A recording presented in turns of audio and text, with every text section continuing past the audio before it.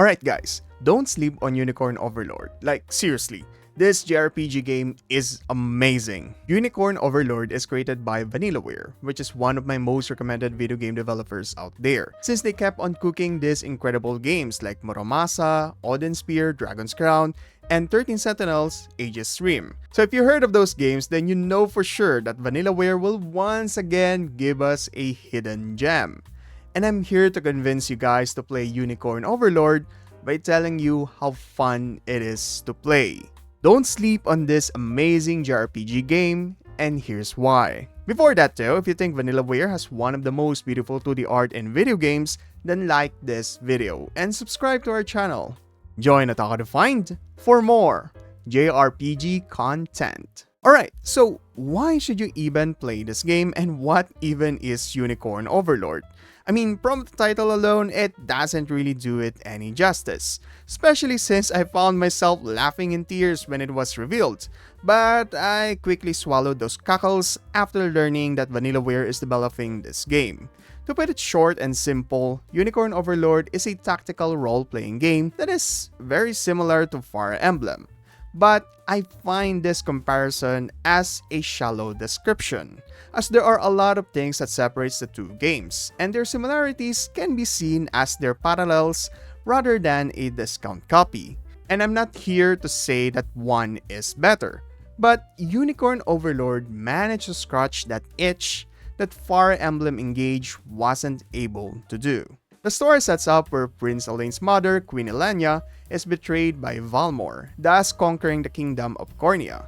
Joseph then flees with Elaine in hopes of preserving the royal lineage. 10 years have passed and Elaine is now old enough to take back his kingdom from the traitor Valmor, now known as Emperor Galerius. The opening scene does feel similar to previous Fire Emblem games, but Vanillaware, proving that they are Vanillaware, managed to craft a narrative worthy of their reputation. The game and story really shines after Elaine returns to the kingdom of Cornea to liberate his people. And fortunately, his childhood friend Scarlet got abducted by a former knight named Renault.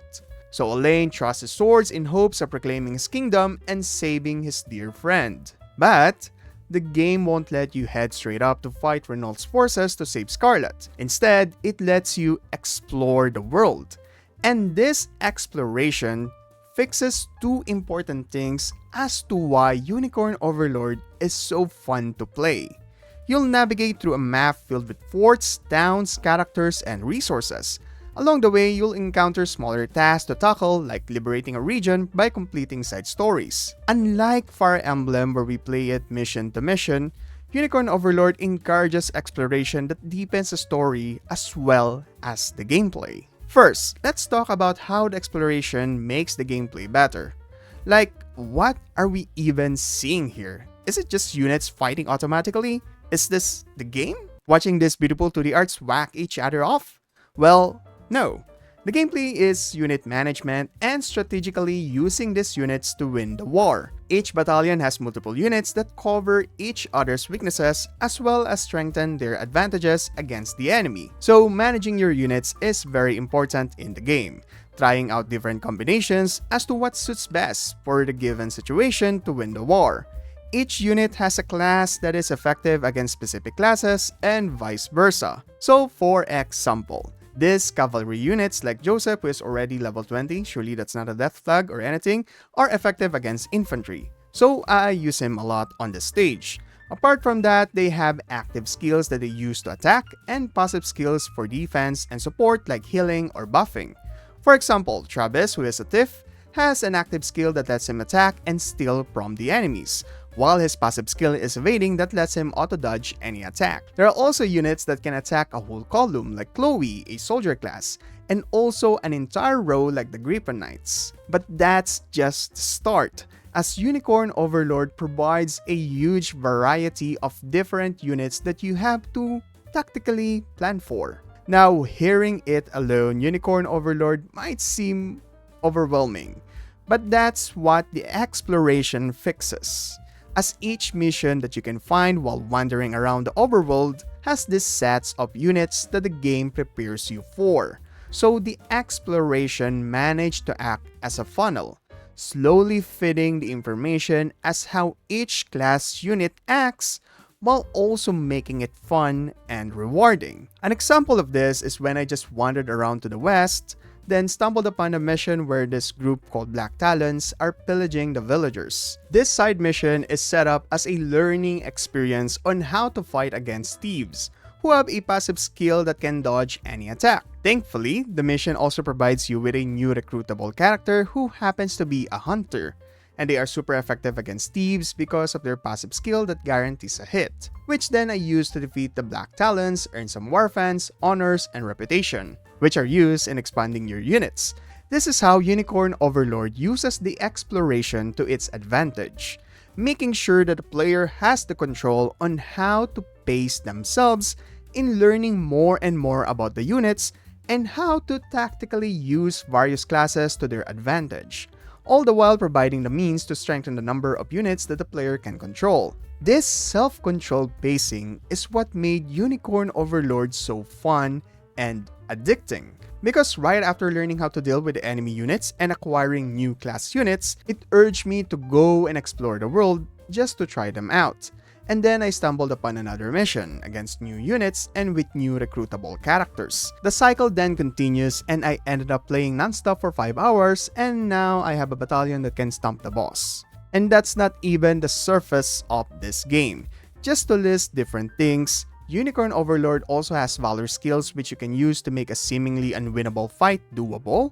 You can also use terrain to your advantage. You can swap your units mid-engagement if they are close to each other, so you can use a unit with an advantage instead of the other. You can assign a leader for each unit which has varying effects. You can edit your unit formation right before you press A to battle, like when I was facing the spear dudes that can hit an entire column, so I just made my unit move over here so they won't get hit. The game is enjoyable and exploration balances out the pacing for the players where we have the liberty on where to go. But what about the narrative?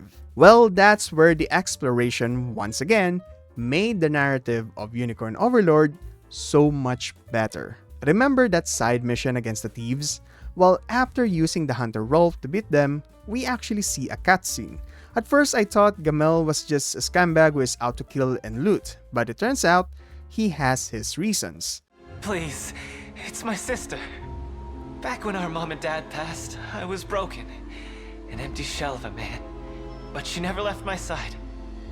Of course, it is up to you whether you believe his story or not, which the game provides as a choice, and whichever you pick, a cutscene will play out. I haven't seen the entire effect of the choices, but it does seem that there is an overarching result based on the player's choices and based on future characters who are connected with Gamel. And this is not a one-time thing.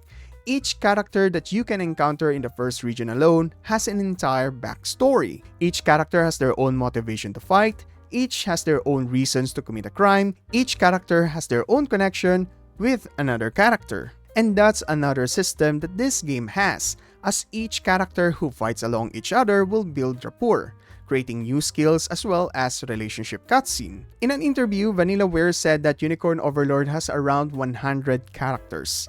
And playing the demo alone, I thought they will just be one-dimensional characters, but nope. Apparently, each one of them are interesting enough that made the story more than just a typical beat the bad guy and rescue the princess. Speaking of the main story, I actually beat the demo, and I just want to say that the story gets more interesting. Alain may seem like a goody two-shoes, but for his age commanding a liberation army, he comes up as one of the better heroic characters, especially on how the player's choice can also affect his personality. I tried leaving out spoilers from this video so that it can still surprise you, as well as mechanics and features that I did not mention so you guys can enjoy it for yourself. The demo for Unicorn Overlord is out for both Nintendo Switch and PlayStation. And don't worry about losing your progress since you can carry over your save to the official game when it comes out on March 8th. So how about it? Are you guys already playing Unicorn Overlord? Or did I manage to convince you? Leave your thoughts down below. For more JRPG or even anime content, then please like and subscribe to Otaku Defined, as I have a lot of videos about it, like this one. Go and check it out. This is Math, and stay awesome my dudes.